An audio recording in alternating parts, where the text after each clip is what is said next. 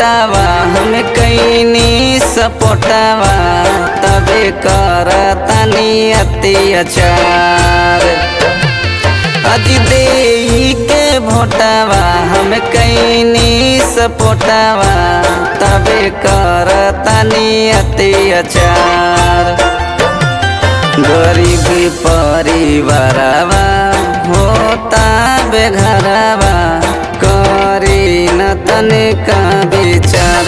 ये नीतीश जी करी न तनिका विचार।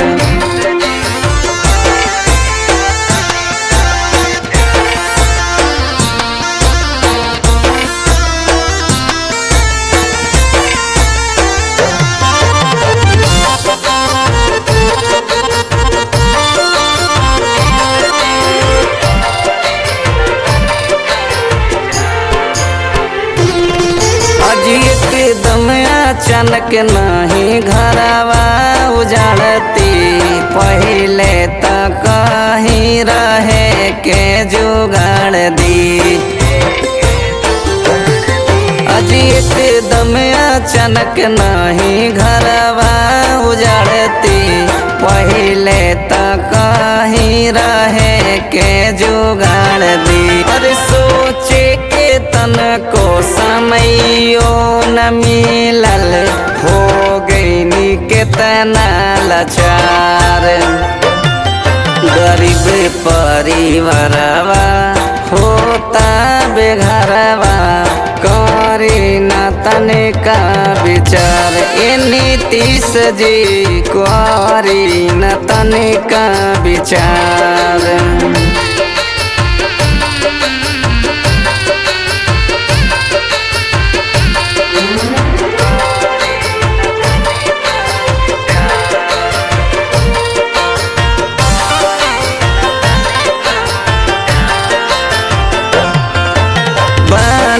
कठोर तन को नइखे मोह माया बाबे आशा हाया ओ पर करी रउआ दाया।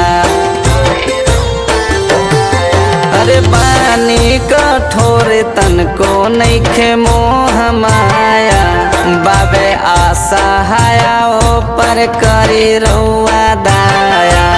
हाथ जोड़ी रउआ से धीरज को सवाहा करत बिनती पुकार। गरीब परिवारवा होता बेघरवा करी न तनिका विचार।